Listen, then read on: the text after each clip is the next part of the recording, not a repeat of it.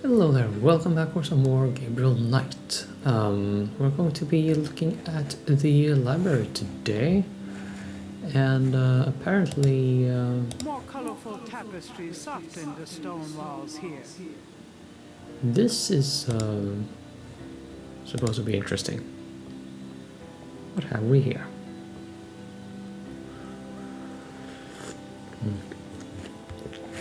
Lovely green tea.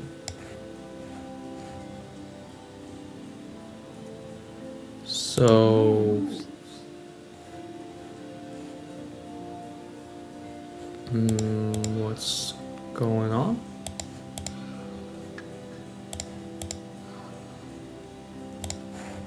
So we just swap the pieces around, is that all?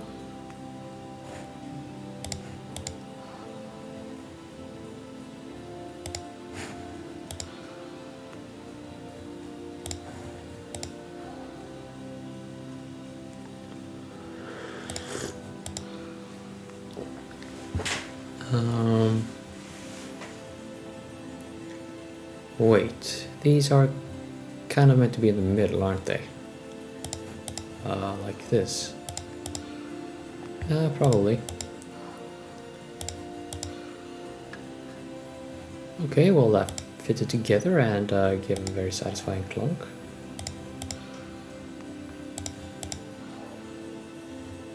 That should not be there though.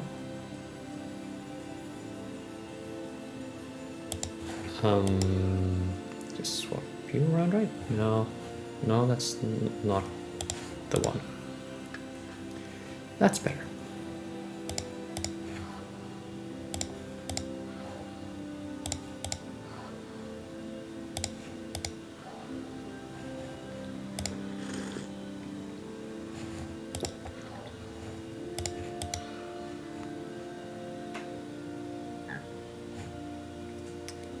Huh.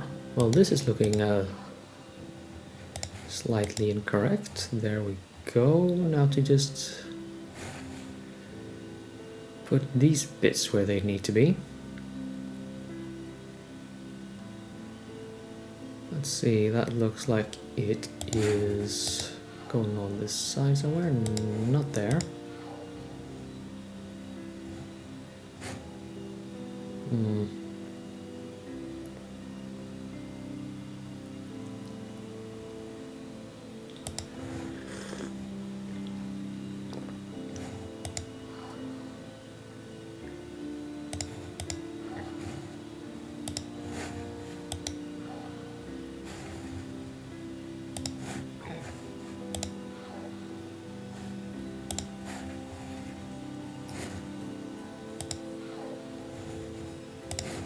Gabriel slides the last tile into place, revealing a compelling coat of arms image of a lion and a snake that looks familiar somehow. With the shield's image in the proper order, the wall opens to reveal a hidden room. Oh. Okay. I was just going to say that that design reminded me a lot of the Schattenjäger medallion and the Beast Within. Okay, well, let's just stroll right through, as you do. What could possibly go wrong, or jump us in the dark? Behind the wall is a shrine to Schattenjäger's past, their weapons, trophies, and legacies. A Schattenjäger trophy room. Fucking awesome. Well, we do have most of the turtles' weapons in here, so yeah, fair enough. Yeah, I used to be into Teenage Mutant Ninja Turtles back in the day. I grew up in the 90s, you know? Or, well, I was born in the 80s, but anyway, I'm old. Moving on. Books. People's Republic of Benin. A title catches Gabriel's eye. People's Republic of Benin by Lowell Cayley.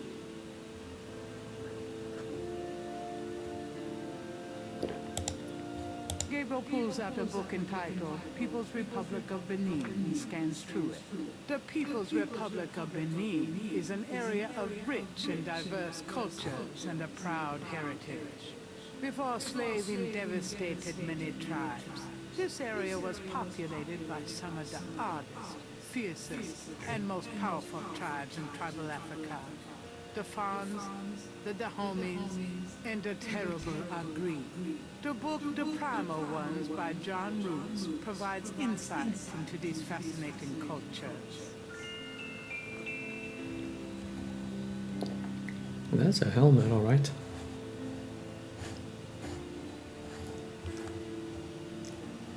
Is there anything else here? Not really.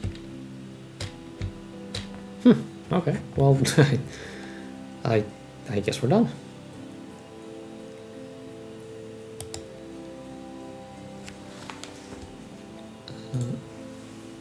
Let's see. I'll just do that and we can find the sociology books. There are books on sociology in this part of the library. Gabriel recognizes the title, The Primal Ones by John Roots. We wanted to read that one, didn't we?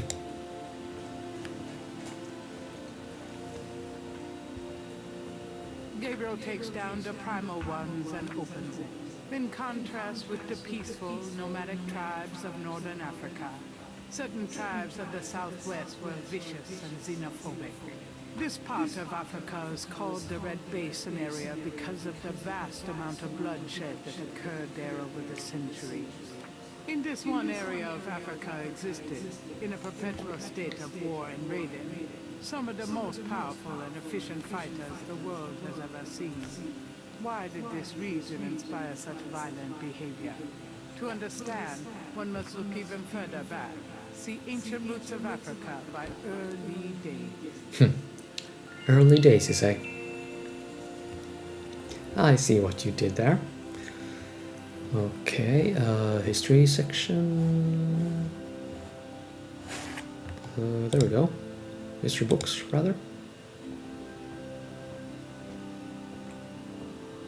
Gabriel removes Ancient Roots of Africa and browses through it. The ferocity of the tribes in the Red Basin region is traceable to their predecessors.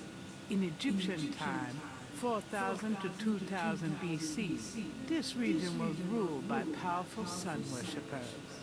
We know a little about this mysterious cult by the remnants of ruins far older and of a culture far more advanced than any that exists in Africa today. See Sun Worshippers by A. Curate. A curate, huh? Okay, religions. There we go. Gabriel takes down sun worshippers and scans them. One of the most earliest religious practices was that of sun worship. The most powerful cults of sun worshippers lived on the continent of Africa. The African sun god was violent and terrible, and so became his worshippers. They practice a particularly bloody form of ritual sacrifice. The homeland of this ancient cult is still considered a sacred site of power. See Ancient Digs of Africa by Professor Seymour Shards. Seymour Shards, anyone? Ah, Ritter journals. Check those out too. Although it probably won't shed any light on Wolfgang's whereabouts, Gabriel picks up a book from the Ritter section. This book is entitled Malleus Maleficarum, The Witch Hammer. Dated 1486, it's a witch hunter's manual from the Inquisition. I'm not so sure I'm really interested in knowing about some of my ancestors. Okay, maybe some other time. Oh, science. Cool. Gabriel looks at the titles curiously, but they're all a bit too technical for his taste. Dude, I read scientific articles in my daily job. I could have read that stuff. Well, anyway. I want to look at this too before we check out archaeology. I see what you did there, game. And I appreciate it. Although it probably isn't connected with the case at hand, Gabriel picks up an occult book. It's a book on lycanthropes, shapeshifters. The book claims that lycanthropy is not uncommon. Supposedly, there's been evidence of apparently normal human beings turning into various beasts throughout history, including some famous trials from the Middle Ages. Fascinating. Gabriel's made a few women turn into beasts himself. Let's just not touch that, and you can go watch Beast Within if you're a little more curious about what Gabriel Knight would do when faced with a lycanthrope. So moving on to the final section, that is archaeology. Gabriel takes ancient digs of Africa and opens it. The most fascinating archaeological site in Africa is the Great Snake Mound in the People's Republic of Benin, located 50 miles south of the capital in the Red Basin. Like the snake mounds of North America, the origin and meaning of these great mounds remains a mystery, though clearly they were the result of profound and urgent spiritual belief. Unlike other snake mounds, the African example is a double snake mound, a small snake ring within a larger snake ring. The mound is thought to have housed an ancient temple. Although archaeologists explored the mound site, the interior remains largely unchanged from ancient times. This is partially due to stringent government regulations and partially to local superstition. The local people regard the mound with fear and won't go near it. A double snake ring? Gabriel flips furiously, looking for a picture. Oh my god. It's a wheel within a wheel. Gabriel decides to hang on to the Snake Mound book. I don't quite understand why that was special, but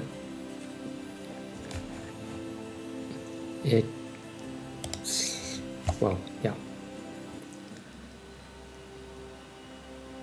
Geologic shapes. Now we need to ask Gerda. I'm cooking your Frühstück, a good German breakfast. Please, feel at home. Oh dear, he'll be set for lunch. For sure.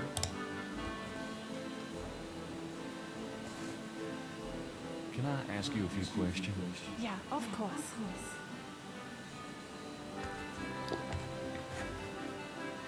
I found this book in the library. I think it might tell us where Wolfgang went. Africa? You think Wolfgang went to Africa? I know he did. Then I shall make you a plane trip right now, yeah? Well, I guess so. Good, good. My poor Wolfgang. You have money for the plane, yeah?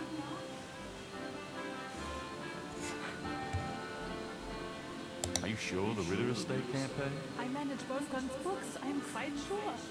You any money? Well, we do have the credit card. I know. We can use his credit card. Terrific. I will go make the call. Then, while we wait, breakfast. Does that mean I can get some coffee now? Mostly is totally not going to murder us.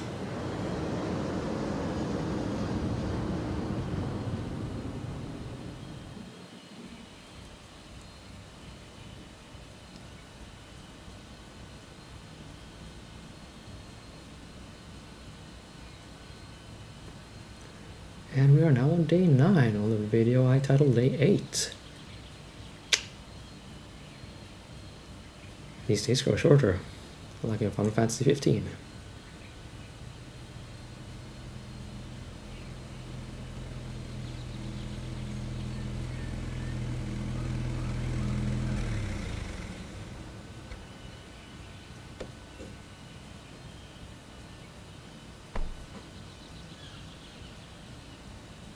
Wheel within a wheel. You want I stay here, right? It's a long walk back to the city. Yeah, sure. Wait here, please. I may be a while. No problem. I could use a nap.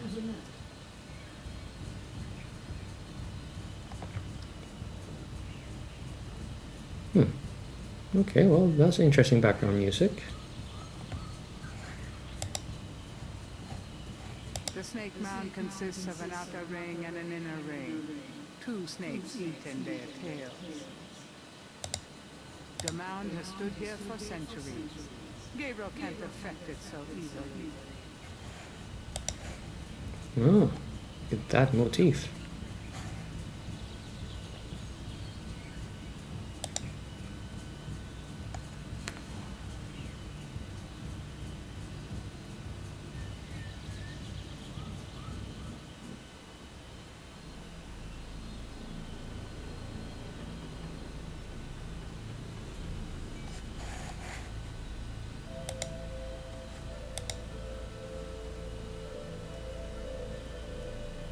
This stone looks interesting. Yeah, and it looks like it would fit in here. Are you okay? Mummy-like figures in contorted poses appear to be the only residents here. Gabriel wonders, was this a burial mound, or does their presence serve some ritualistic purpose? Well, he doesn't seem to be shying away from the smell, so I'm hoping they don't smell a whole lot then.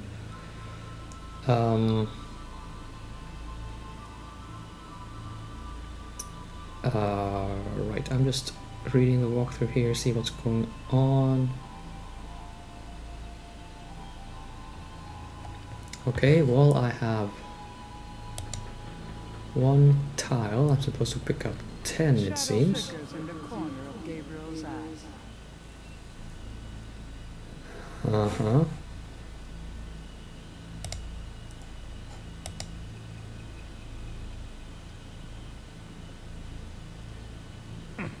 It's stuck. I think we'll leave it there then. The vines are thick and tough. Taking them down wouldn't be easy. Okay, but do we have a tool? That doesn't seem to work that way. I guess we don't.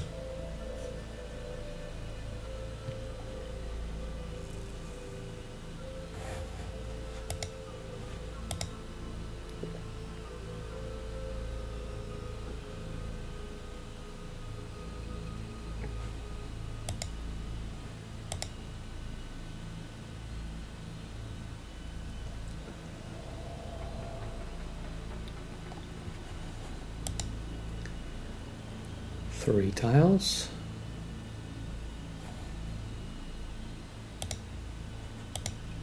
And snake rod.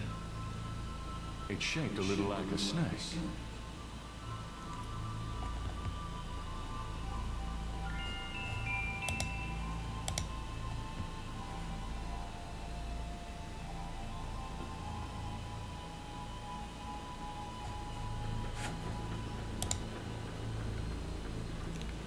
Should be 4 tiles now.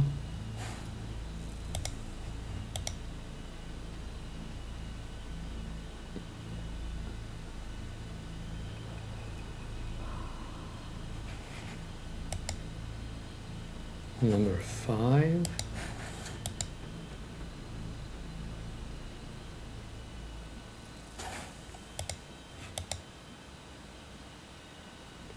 Yeah, I won't count them out aloud.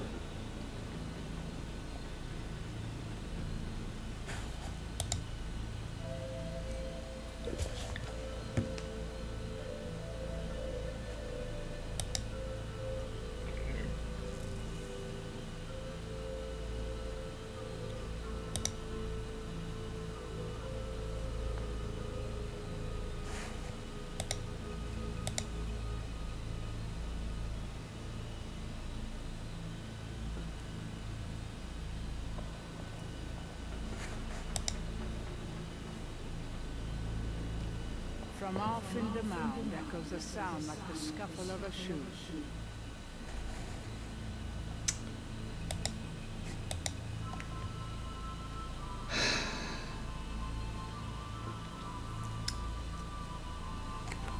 That would be cause for concern, typically. Let's see, we're up to... Okay, 2 more.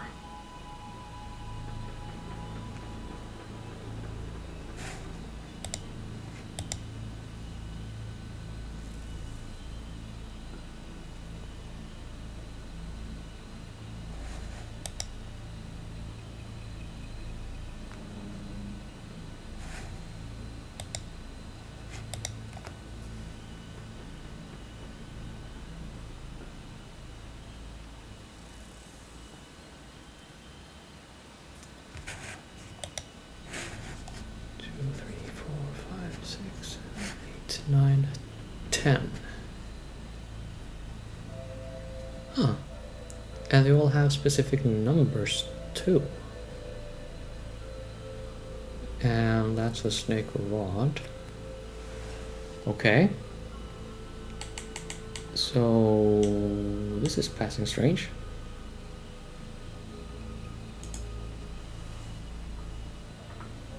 Huh.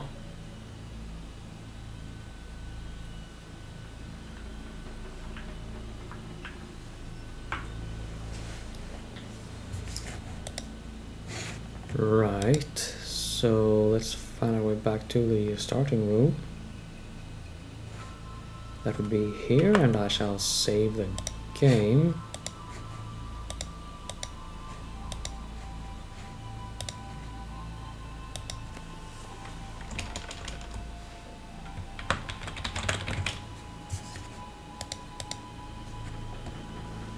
And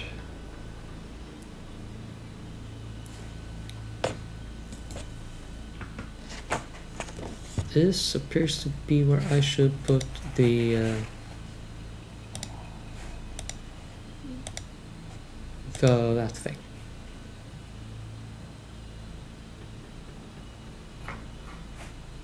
It fits.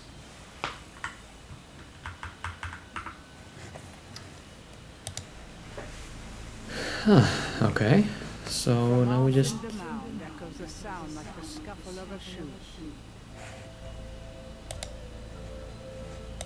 An etched stone is on the wall.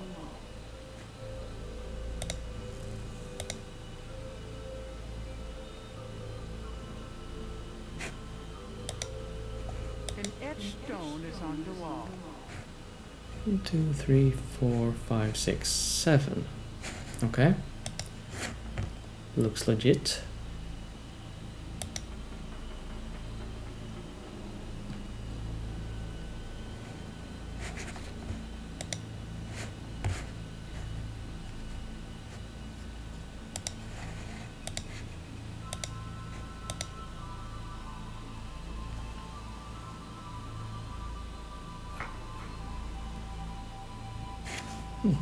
Okay, well this is kind of easy. The walls bear ancient paintings, the handiwork of the sun worshippers, no doubt. Well, while I sort out the tiles, I can say that I am recording this on the day I'm supposed to have the cats I've been asked to cat sit come over. And on that note, I have put out a community post asking if anyone has anything to say about any plans I may or may not have to try out the Silent Hill 2 remake when it is released in October, I think. I have had some suggestion that one viewer at least would not mind seeing it, so I'm just wondering if anyone else has anything to say. That increases the likelihood that I will actually go ahead with it. But I'm curious about Silent Hill as it is, so there's a good chance I will either way. Just saying, I am soliciting opinions.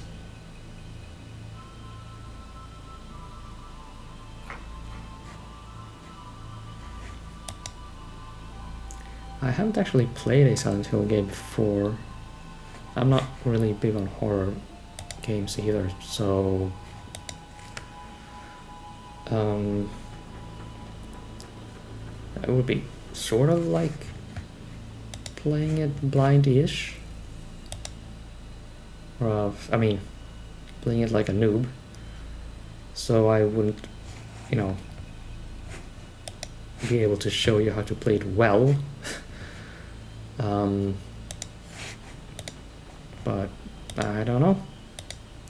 If you think that sounds like a good time, you are welcome to tell me that. And we'll see. I do have some big, possibly chaotic things going on at work during the autumn, I expect.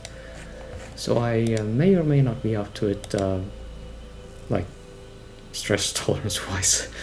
But I am open to the idea at this point in time. From off in the mound echoes a sound like the scuffle of a shoe.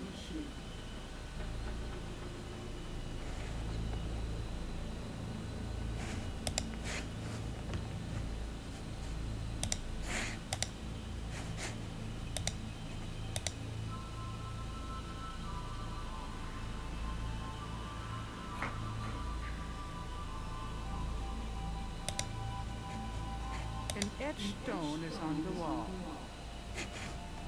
I was wondering, the walkthrough says that I will stick the snake rod through here. I wonder why. And why it's this particular thing.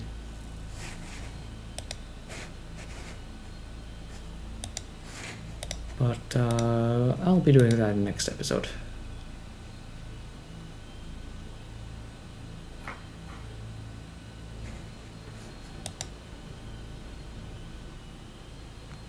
From off in the mound echoes a sound like the scuffle of a shoe.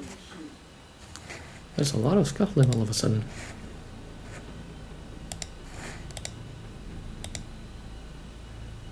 Okay, so that is the last tile.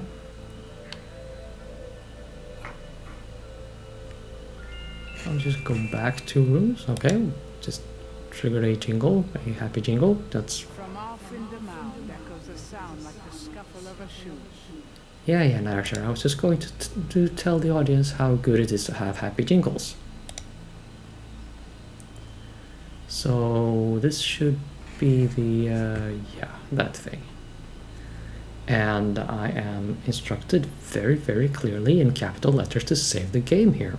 So this is where we'll end the episode. And in the next one, I will have had some exposure to kittens, or, well, not kittens, but they are young. And they are a small breed. So, we'll see. I may be tripping balls the next time I'm playing is what I'm trying to get across. Stay tuned for that. Yeah, until next time.